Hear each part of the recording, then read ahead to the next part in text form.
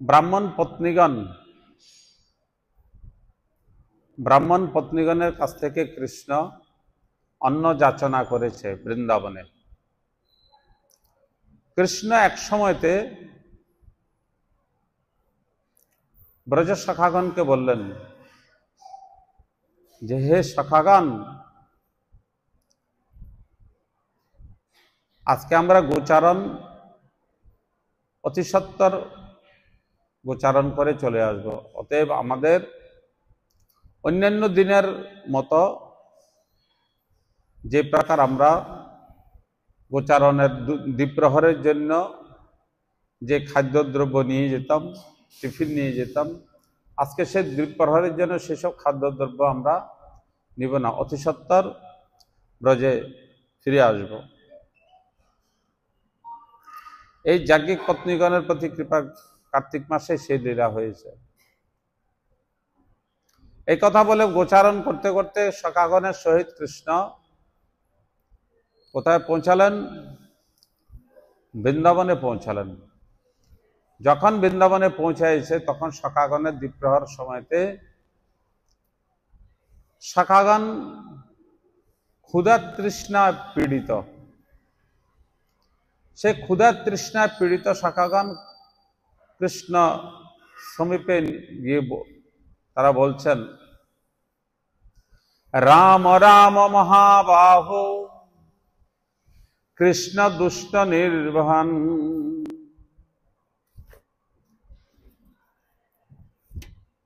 হে মহাবাহু, হে রামকৃষ্ণ, তোমরা দুইজনে বহু অসুরগণকে নিধন করেছ, বহু অসুরকে মেরেছ।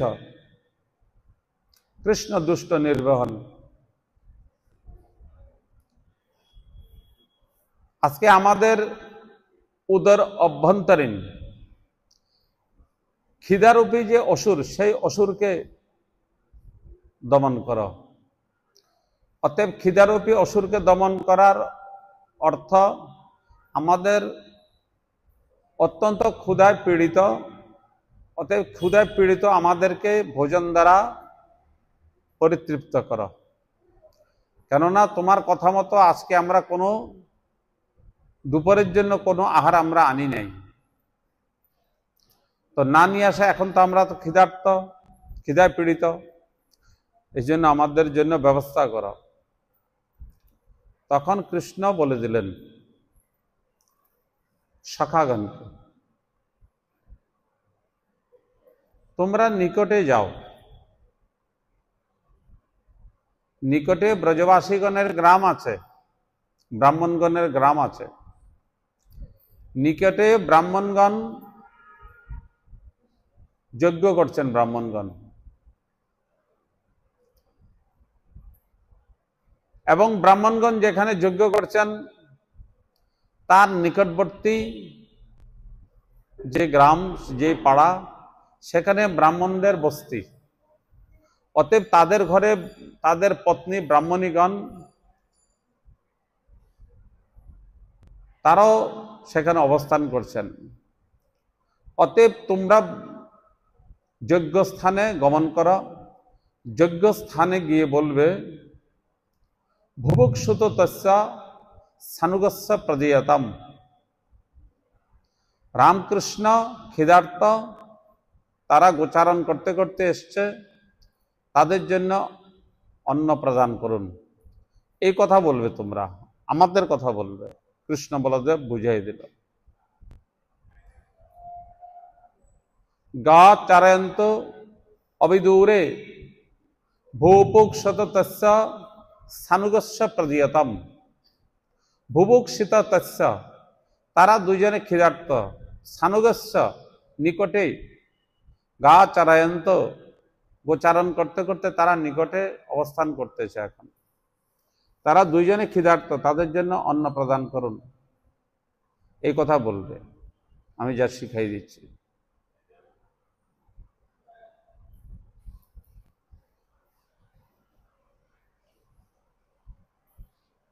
সে গোপজন, গোপবালকগণ গিয়ে ব্রাহ্মণগণকে করজোরবদ্ধ প্রণতি নিবেদন পূর্বক হে ভূমিদেব শৃণুতো, কি বলছে সখাগণ করজোরবদ্ধ হয়ে বলছেন, হে ভূমিদেব শৃণুতো কৃষ্ণস্য আদিশকারেণ ভূভোক্ষ্যত তস্য সানুগস্য প্রদয়তম। হে ভূমিদেব শৃণুতো,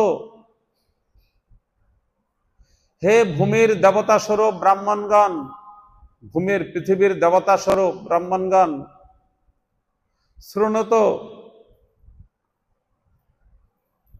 শ্রবণ করুন আমরা কি বলছি। কৃষ্ণস্য আদেশকারিণ, কৃষ্ণ আমাদেরকে আদেশ করেছে, প্রেরণ করেছেন। গা চারয়ন্ত অবিদূরে, তারা গোচারণ করতে করতে নিকটে অবস্থিত হয়েছে। ভুভুক্ষিত তস্য, তারা ক্ষুধার্ত। অন্ন প্রদেয়তাম, তাদের জন্য অন্ন প্রদান করুন।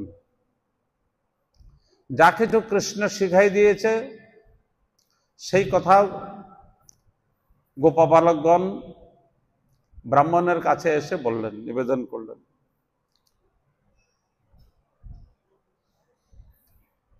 সেই ব্রাহ্মণগণ কি করতেছে, তারা আঙ্গিরস যজ্ঞ করতেছে। কিসের জন্য?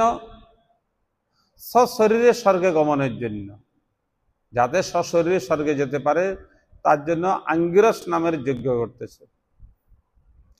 তো আঙ্গিরস যজ্ঞ,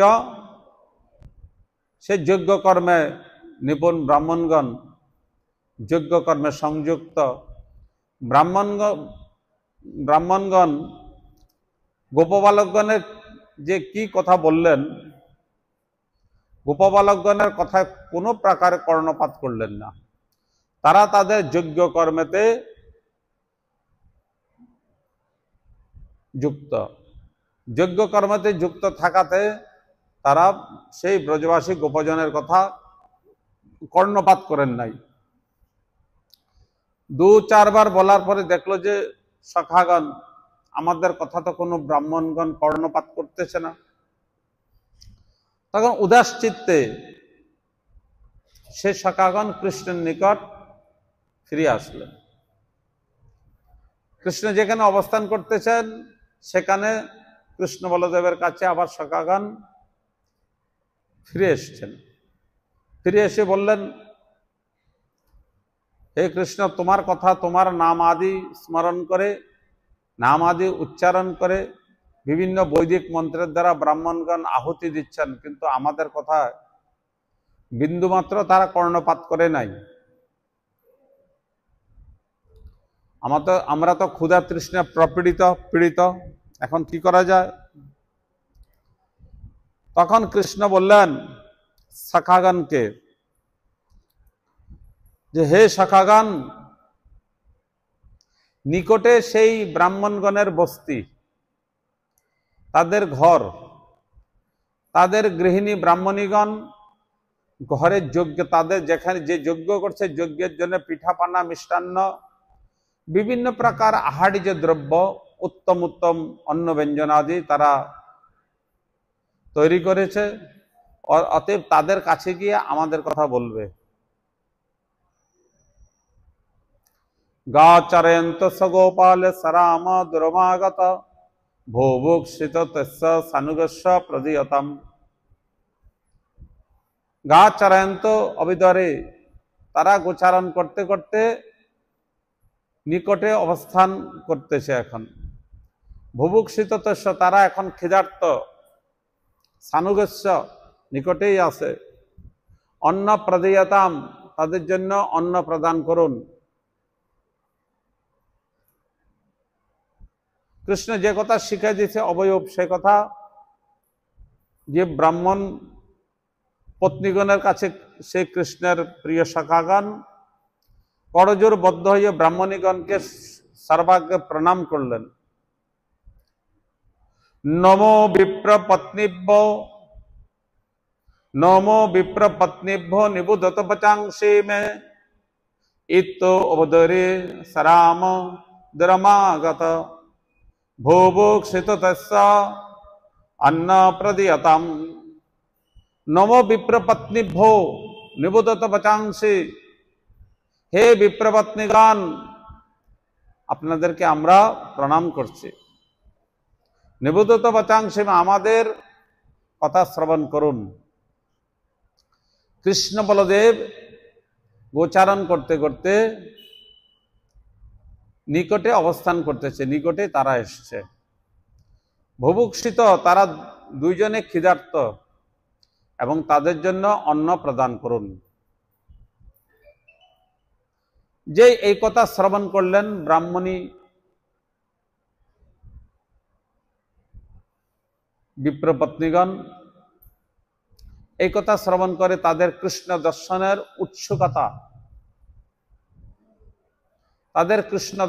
উৎসুকতা, অত্যন্ত তীব্র ছিল।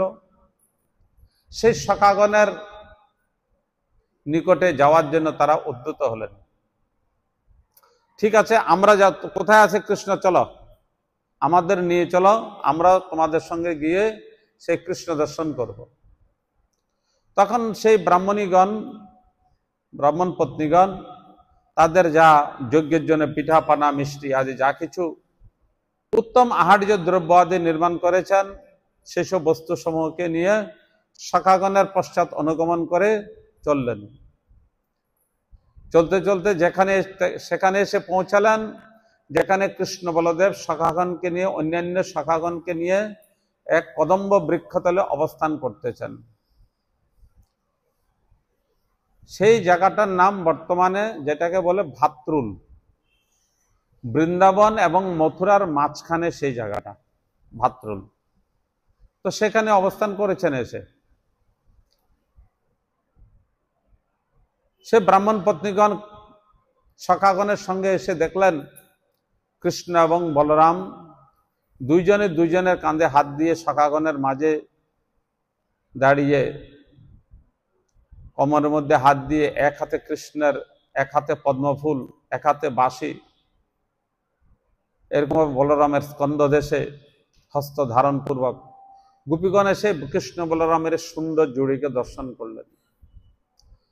সখাগণ পরিবেষ্টিত।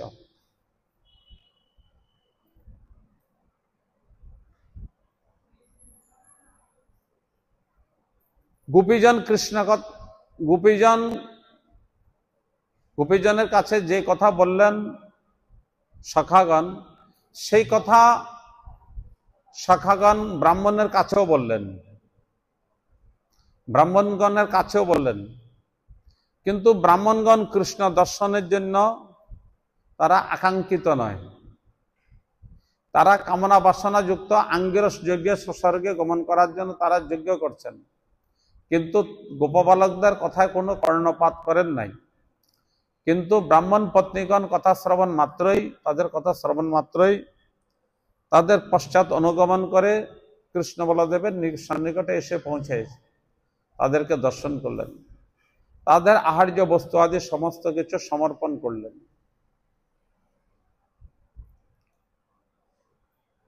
সমর্পণ করার পরে এখন কৃষ্ণ বললেন যে, হে পত্নীগণ, এখন তোমরা গৃহে ফিরে যাও।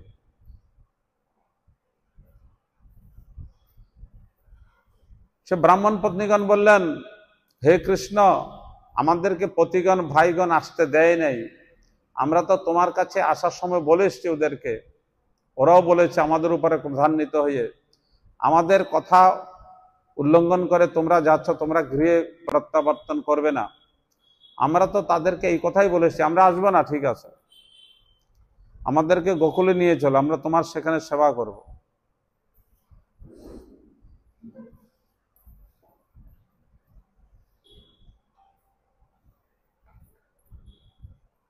তখন কৃষ্ণ সেই ব্রজবাসী ব্রাহ্মণ পত্নীগণকে বুঝিয়ে তাদেরকে পাঠালেন, বললেন, শ্রবণা দর্শনাদ্যনাথ মই ভাব অনুকীর্তনাথ ন তথা সন্নিকর্ষেণ পতিজাত তত গৃহান। হে পত্নীগণ, তোমরা আমাদের সঙ্গে গোকুলে যখনই যাবে, তোমাদের পতিগণ ভ্রাতাগণ তোমাদের অপকীর্তি দুর্নাম চারিদিকে ছড়াবে। তোমাদের আমাদের প্রতি যে প্রীতি, সেরকম প্রীতি তোমাদের আমাদের প্রতি থাকবে। শ্রবণাৎ দর্শনাদ্যনাথ মহিভাব অনুকীর্তনাথ। কৃষ্ণের যেই বাল্যকালীন লীলাসমূহ,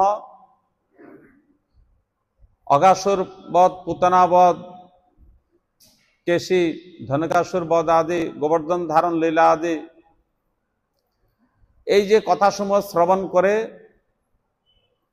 একের মুখে একের মুখে একের মুখে এক, এবং মথুরাতে যে দধি দুগ্ধ বিক্রি করতে যে গোয়ালিনীগণ তাদের মুখে শ্রবণ করে তোমাদের আমাদের প্রতি দর্শনের যে উৎসুকতা, এ কিসের দ্বারা হয়েছে? আমাদের কথা শ্রবণের দ্বারা হয়েছে।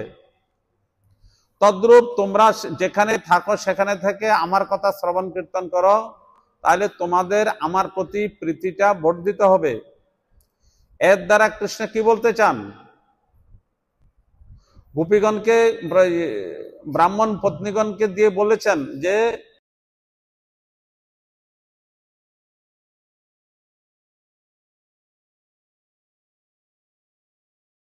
ভগবানের প্রতি যে আকর্ষণ হয়, ভগবত কথা শ্রবণ কীর্তনের দ্বারা ভগবানের প্রতি যে আকর্ষণ হয়, ন তথা সন্নিকেশন প্রতিজাত তত গৃহান। আমার সন্নিকটে থাকলে, আমার সন্নিকটে তোমরা আমার নিকটে অবস্থান করলে আমার প্রতি তোমাদের সেই প্রেম উৎপন্ন।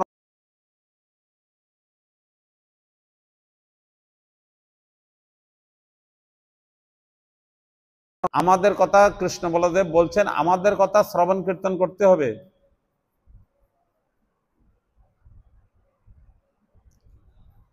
যারা ভগবানের সেবা তো